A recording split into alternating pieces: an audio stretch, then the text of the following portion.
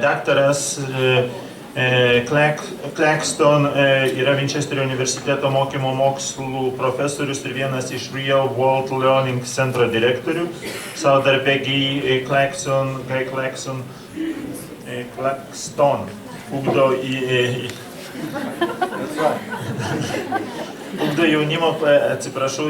jaunimo pasižyminčių intuityvumu ir lakia vaizduotė mokymosi ir kūrybiškumo gebėjimus. Daugelio knygų autorius, iš kurių geriausiai žinoma ko gero bestselleris Mokyklos esmė, Essence of School probably. 2009 metų Claxton yra Didžiosios Britanijos psichologų draugijos ir Karališkosios menų draugijos narys, socialinių mokslo akademijos academicus. So I would like to invite you, Guy Claxton, Doctor, to present your paper. Thank you very much, and the floor is yours.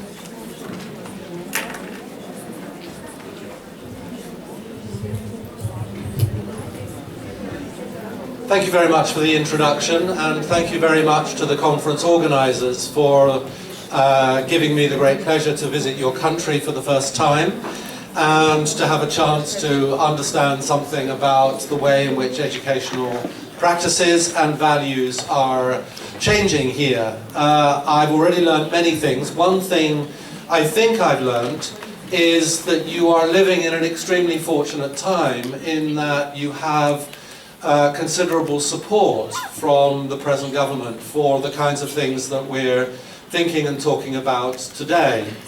I know from my experience around the world that in the space of a few days, governments can change and the political wind can change very dramatically. So I would urge you really to benefit from the support that you are receiving at the moment, lest things change and the things that most of us in this room value highly become much less popular and much less possible to act on in our schools. Let me start by explaining my perspective on creativity.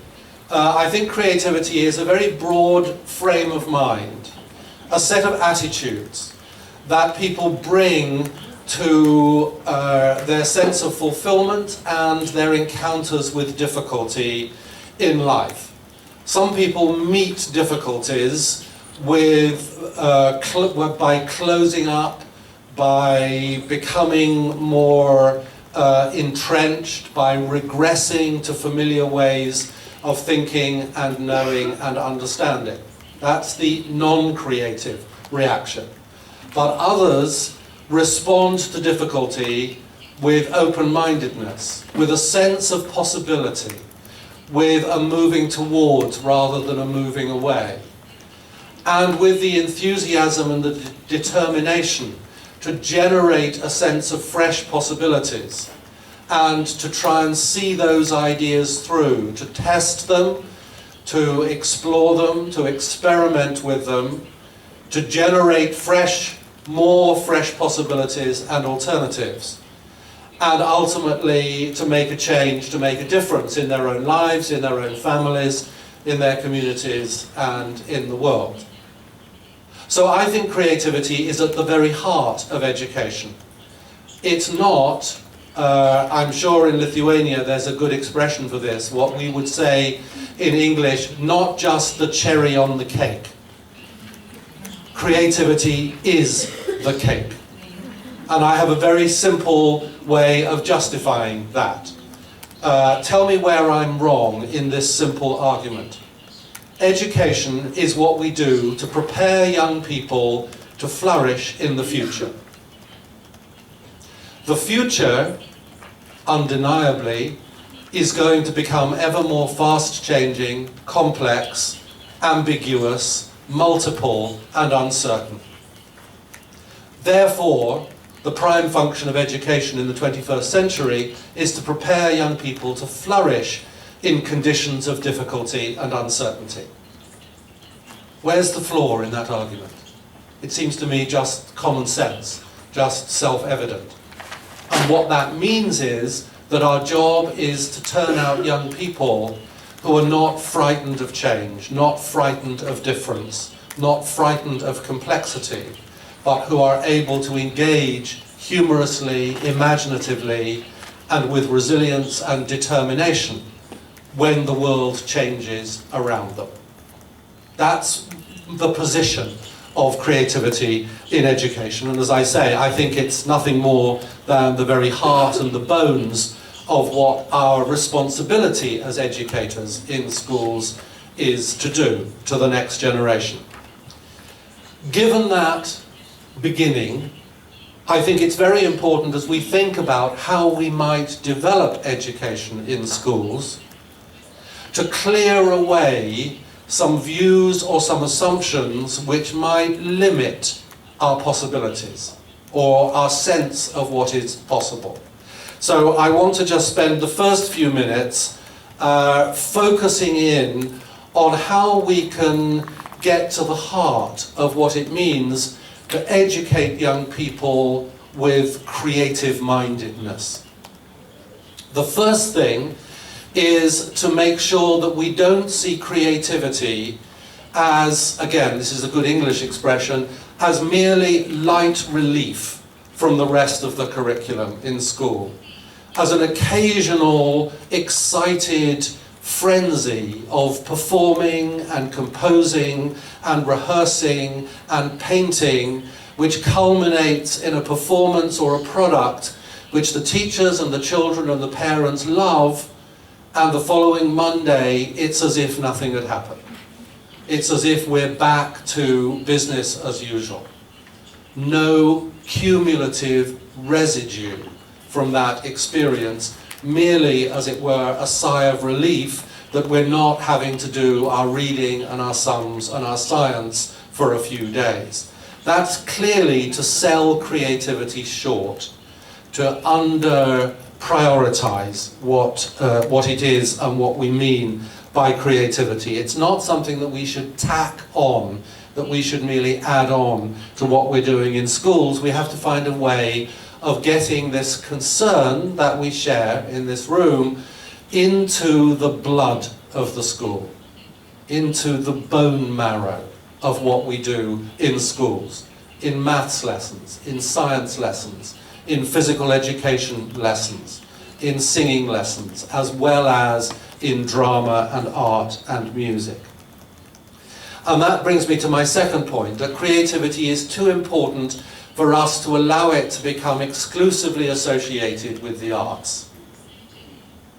When you ask most people, of course they say that. But sometimes in my country, there is almost a kind of follow-up wave of, you might almost call it uncreativity, when people relax into associating creativity with dancing and painting and drama and singing and colouring out. And I would say, what about not just traditional national dance, but what about street dance? What about the designing of a website? What about fixing a machine that's broken in a complicated way? What about the hairdresser and the cook? What about the stand-up comedian?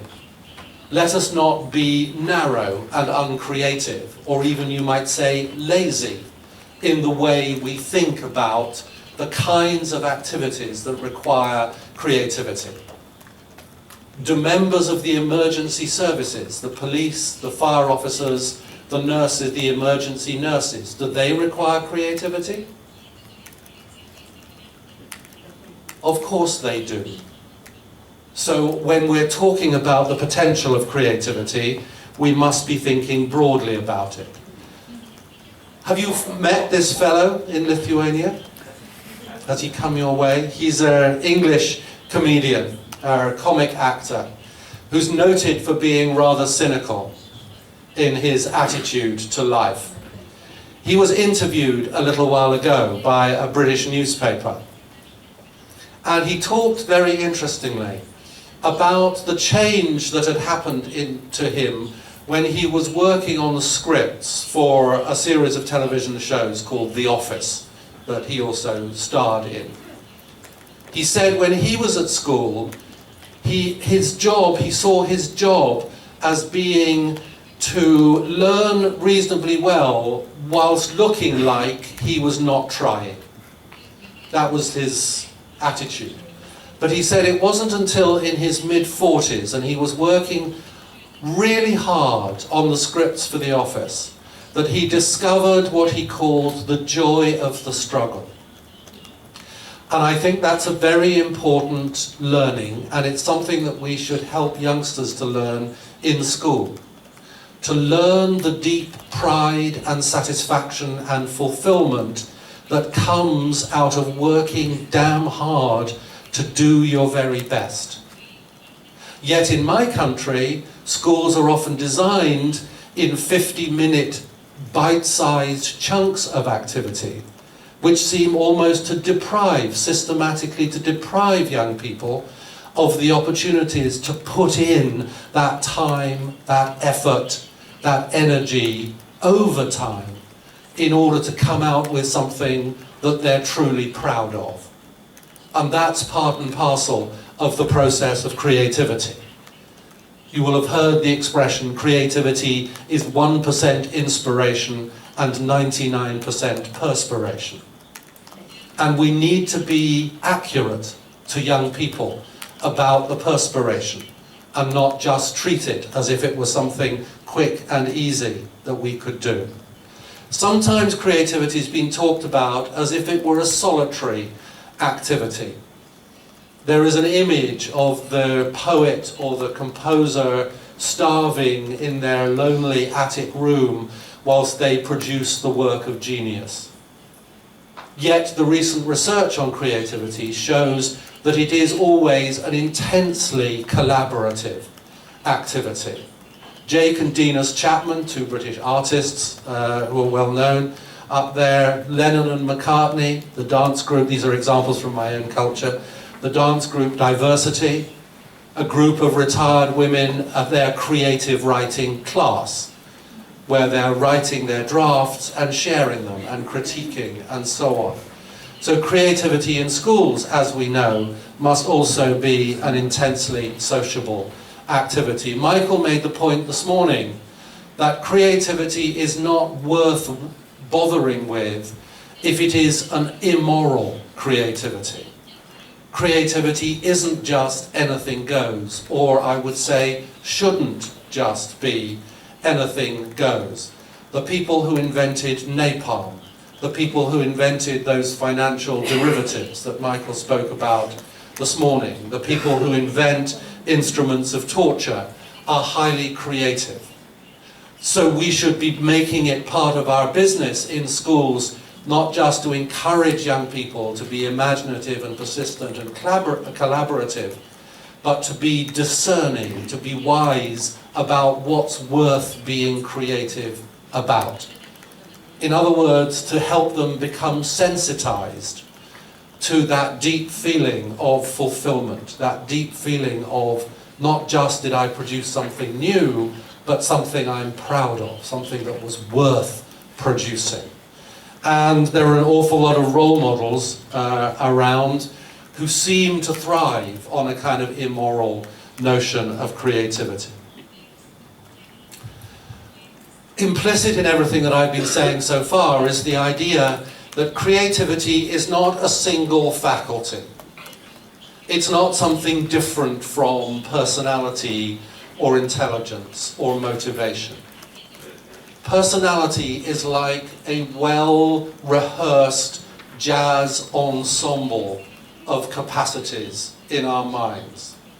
And we are much better able to help children to learn how to play those individual instruments, mental and emotional instruments of creativity, and how to orchestrate them together so that they are able to use their minds in a way that is flexible and harmonious, and to move from, for example, being dreamy and imaginative to being critical and analytical and self-evaluative, and to know when and how to allow their minds to make those dances between different ways of functioning and different ways of operating.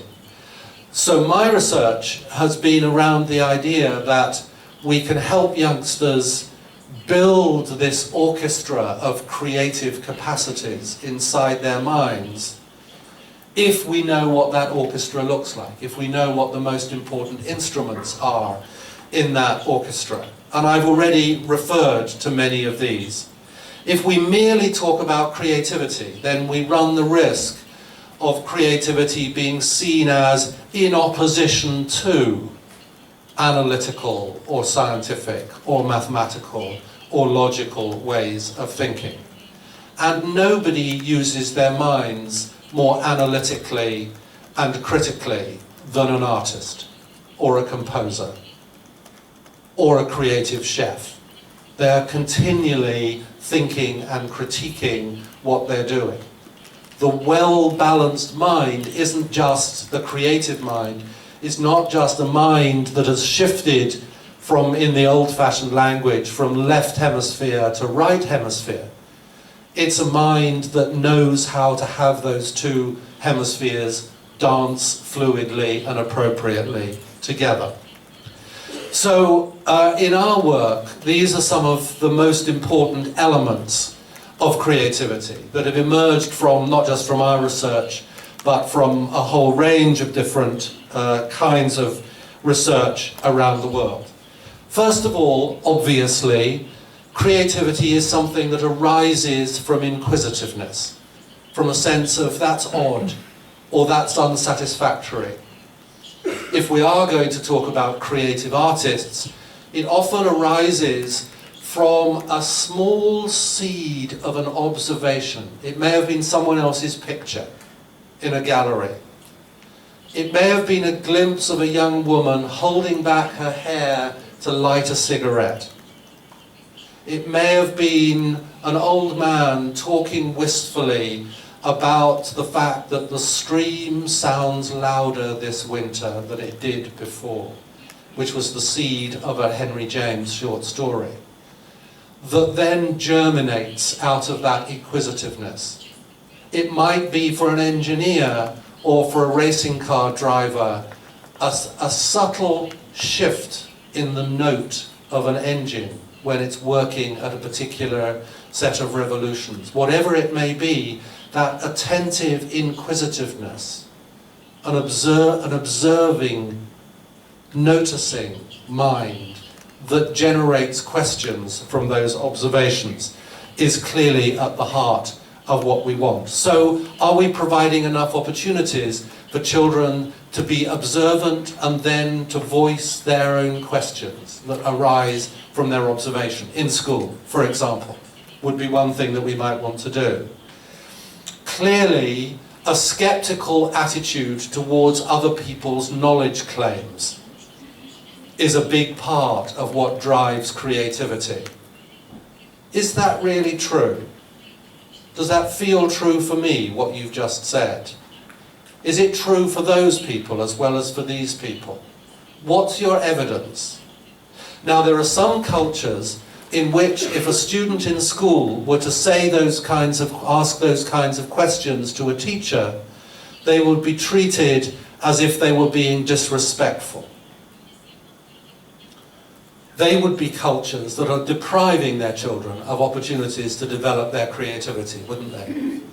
So we have to be clear about where there are dissonances between traditional cultural habits, between a school system that values quietness and lack of questioning and being deferential in its school students, and saying, hold on a minute, if we're really serious about the desire to help to breed young people who are curious, we need to invite, we must not be afraid of their questioning. They're asking us for what is the evidence, how do we know, how could we check that? So there are often, when we develop these approaches to creativity, serious questions that arise about the relationship between the habits that we're asking teachers to develop if they're going to be incubators of creativity, and the habits that may be traditional, maybe even quite deeply entrenched in their own cultures. And these are not trivial questions. Because whenever we talk about changing, some of the questions this morning related to this issue, whenever we talk about can we make schools more creative or more successful or something else, ultimately what we're asking for is teachers to change their habits. It's not just about, as it were, pasting over the top of education some thin new initiative. We're saying, are you ready and are you willing to be a little bit different in the classroom, in your relationship with your children? Are you willing to be more tolerant of, more interested in their questions, rather than just the answers that you're ready to give to questions which they may never have asked for themselves? Secondly, determination is one of the most powerful elements and components of creativity. The quote from Einstein could be repeated from Charles Darwin, from Mozart, from many, many creative people. A big part of what enabled them to become outstanding was their doggedness, their determination, their refusal to settle for something that wasn't deeply satisfying, that didn't really get to the heart of the dilemma, that either that they'd chosen or that they were facing. So how do we design schools that build that sense of determination, of resilience, of patience, of taking the time that is needed to deal with something that is genuinely difficult? Is that a challenge to schools in Lithuania as it is to schools in my country? What does that say about the way we design the timetable, for example? About the length of time that we call a lesson? There are interesting questions here. There was a British poet called John Keats, one of the Romantic poets, who identified a very valuable capacity, which he called negative capability. Often when we use the word in English negative, we think negative is a bad thing. But in this case, negative capability was a good thing. And he said negative capability is the ability, I will quote the original English, the ability to remain in doubts, mysteries, and uncertainties without any irritable reaching for fact or reason. I hope that translates well into Lithuanian. Right? And the crucial word is to remain, in other words, to give the time that's necessary without any irritable, that's the other important word. In other words, without feeling that if you don't have a quick answer, that means you're stupid. In our country, we used to use the word slow as another way of saying stupid of children. I don't know if you do that here in this country, but if you do, that's very anti-creative. Because Einstein was slow. Darwin was slow. Bach was slow in designing and checking and working through his ability to produce something that was deeply satisfying. So if you do still use the word slow as a pejorative word, please try not to do that. Imaginative, obviously, but there are different ways of using your imagination. There's a way of being dreamy and receptive, which is very important to creativity. But there's also a way of using your imagination in a way that is quite disciplined, called mental rehearsal. Actually visualizing, what would this picture look like in my mind's eye if I moved that subject from there to there? Nikola Tesla, a highly creative designer of engines, said that he never had to test an engine.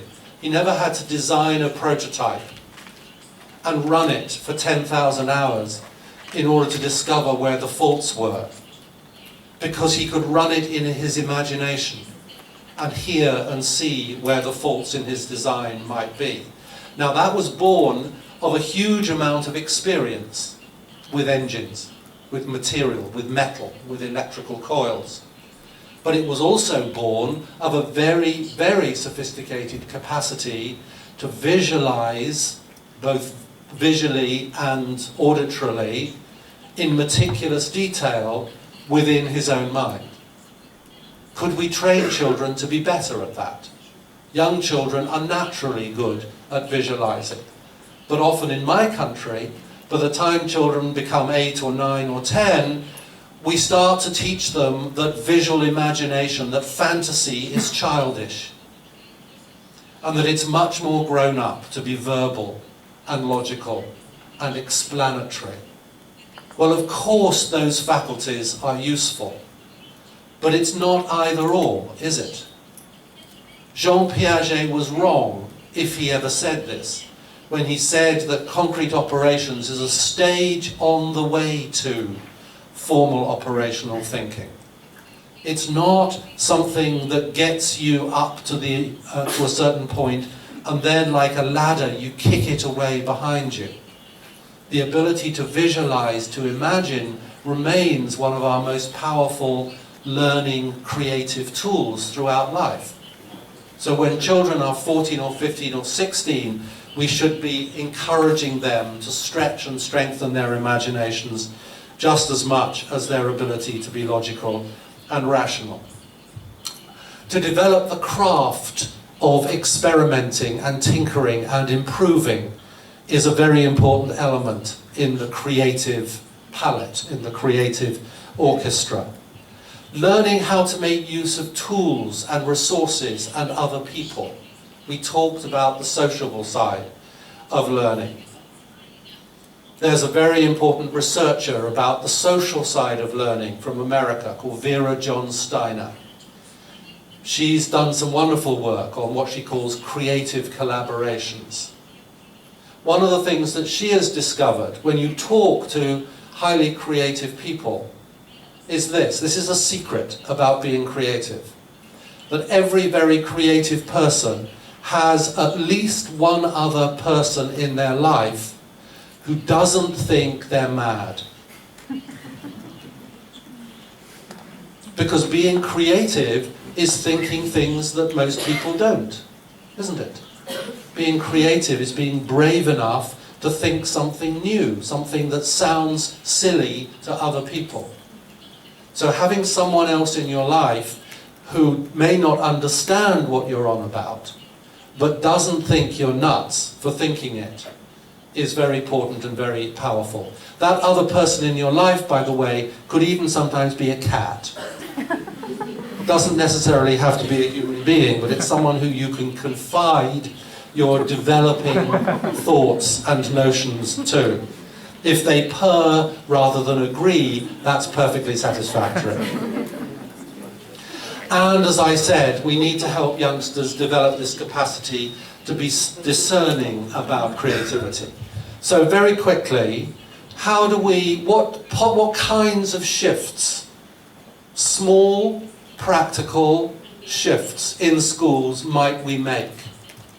I was listening to some of the very interesting, more philosophical presentations this morning, and it was making me feel quite Anglo-Saxon, because we have the reputation for being more practical, more down-to-earth. So I want to try and say, here are little practical things that we could do to change the way we organize our classrooms, or change the way we talk to children, which might help them over time, cumulatively, systematically, to build that confident and imaginative quality of mind, which will enable them to meet challenge, difficulty, with a sense of optimism rather than a sense of defeatedness.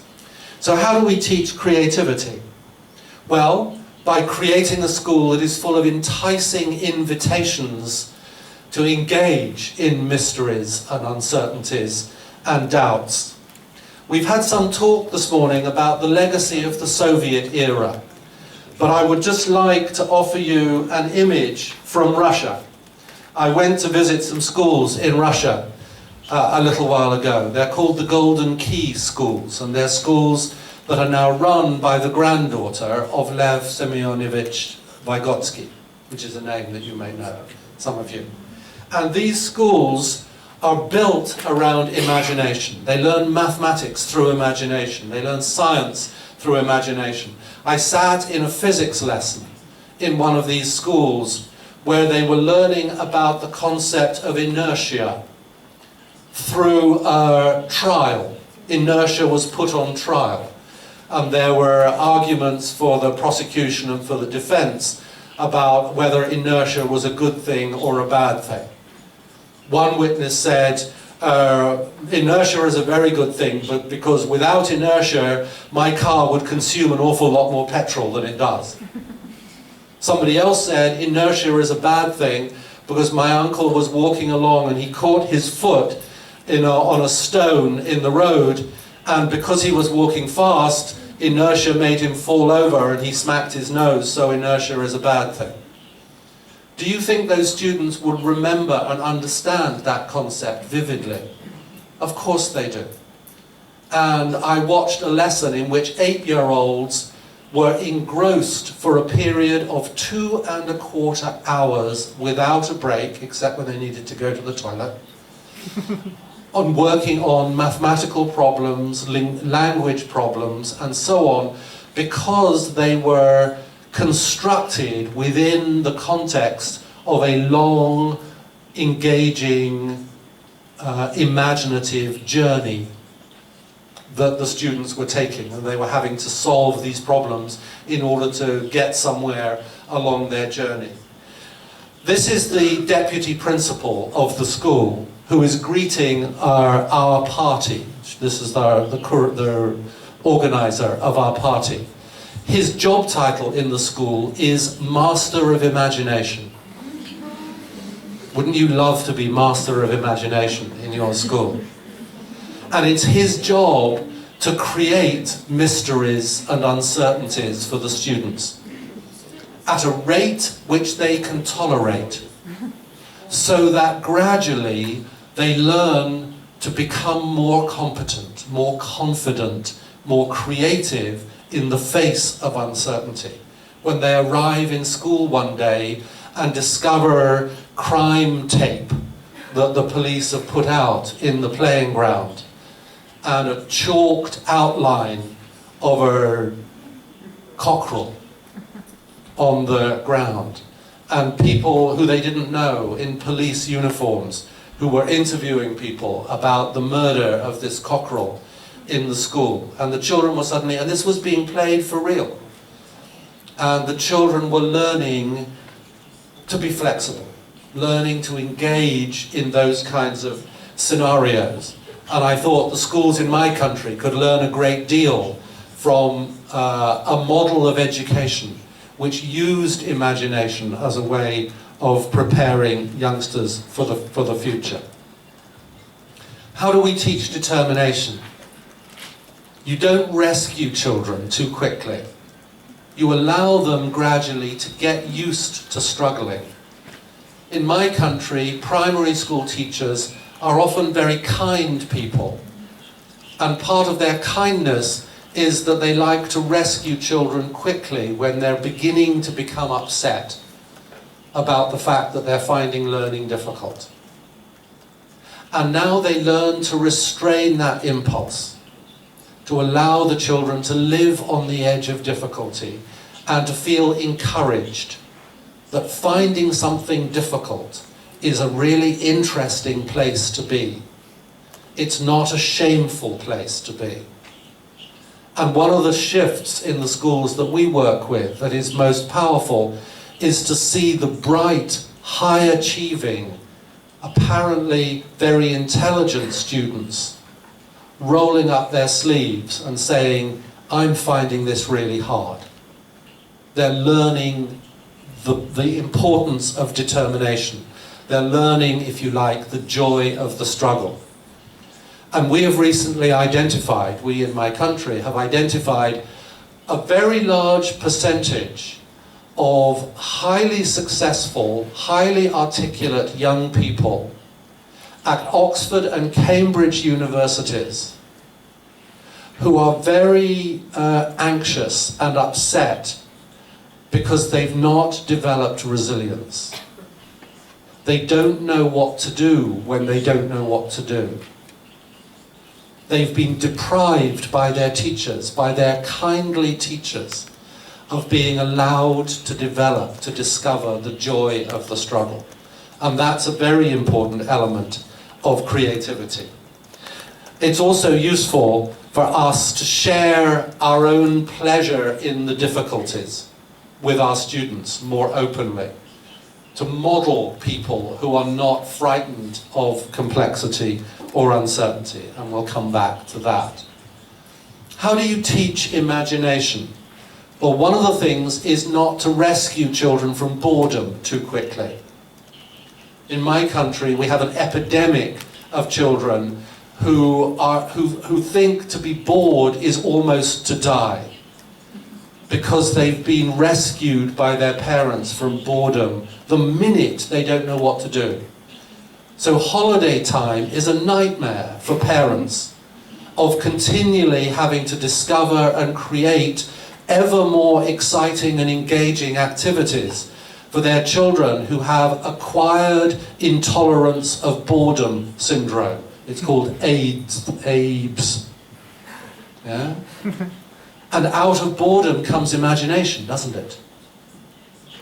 Out of being a bit bored comes the discovery that a cardboard box could become a pirate ship, that a banana can be a telephone, that all kinds of things can be used imaginatively.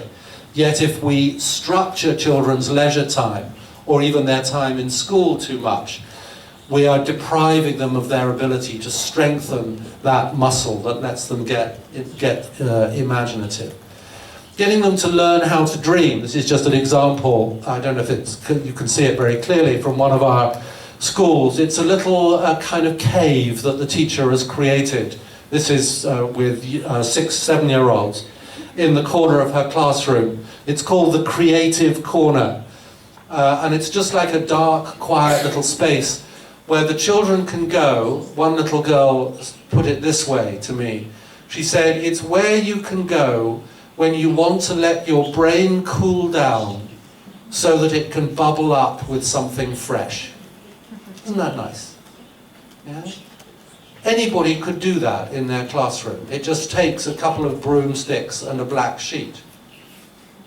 And it takes some training of the children to understand why this is a valuable quiet space, why this is a useful place that will help you become more creative and more imaginative.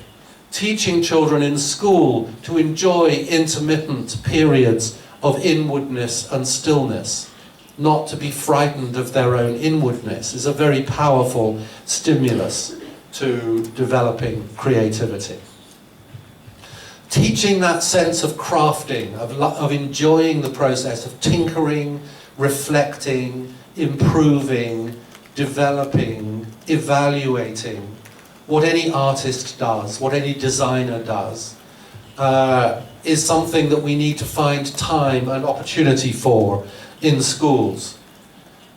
A recent research project that we've just concluded looked at the effect on 13-year-olds of giving them just longer periods of time to make, to craft something that they feel happy with, that they feel pleased about. Only 6 or 8 weeks during the course of a normal school term. But what we found was that those children at the end of that period were more resilient in their approach to learning because they practiced resilience. They were more resourceful and more flexible because they'd had to be flexible and to think and to appraise. They were more reflective about their learning because they got used to the process of standing back and looking quietly at what they produced and thinking, not sure about that bit. I wonder if we could develop this a little bit more. And they were also better at collaborating. They learned to give and take feedback with each other in a way that was more skillful and more gracious. And that also is a very important aspect of creativity. We've talked a little bit about teaching connectedness. And I've talked also about the importance, again, I think, of us not being afraid of introducing a moral discourse into our classrooms about creativity. What's good creativity? What's worth thinking about? Howard Gardner, who's probably the best known educator on the planet, has for 10 years now been pursuing a research project about what he calls good work. Work that is not only excellent, but is ethical. And I'm just currently reading his latest book. I don't know if any of you have read it yet. It's called Truth, Beauty and Goodness Reframed. And it's a very powerful argument for bringing back into education a moral discourse, not just a discourse of creativity or anything goes or can you solve your sums, but of what's worth doing, what's worth thinking about.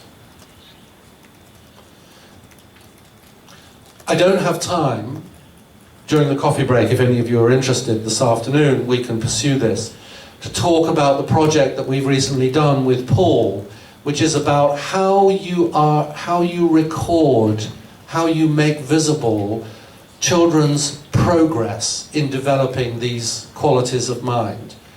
How do you know that children are becoming more imaginative, more determined, more inquisitive, more collaborative, more discerning? It's a difficult question, but it's not an impossible question, and we've made some progress with that. Are these dispositions becoming stronger, more robust, is one question. Are they becoming broader across different areas of children's lives? It's easy to bring your imagination into drama, but are you now bringing it into physical education and history and the way you play with your baby sister as well? And are these dispositions becoming more sophisticated, more rich, more skillful, is the third dimension. And each of those three dimensions, it's quite possible to look for what would count as indicators of the development of these qualities over time. And I'd just like to finish by going back to the question that I raised at the beginning, really, just to say that I think some of you will agree with me, some of you not, but that the kinds of qualities of mind that we've been talking about are absolutely those which most parents would say they want their kids to have in the 21st century. That ability not to be frightened of difficulty, to have a mind that is open to new possibilities, that is creative and fresh as it meets the complexities of life, is something that ought to sit at the centre of every education system. And I would repeat the warning. In several places around the planet, you could look at New Zealand, you could look at my own country, certainly in England, you could look at Australia. These kinds of ideas are universally valued, or almost universally valued, except apparently by right-wing politicians who think that they demonstrate toughness by sweeping away this humanistic, idealistic stuff and replacing it with a 19th century, out-of-date model of education. So when we have the opportunity to try and get these ideas into the heart of what our education could and should be, we really need to take it so that they become resistant, they become immune to those shifts in the political wind. People with that mindset don't like creativity. They don't like free thinkers. They don't like people who are different. They want our cultures to be narrow and protective and backward-looking. And we see in some countries in Europe the rise again, in the face of the worries about the euro, the rise again of those tendencies.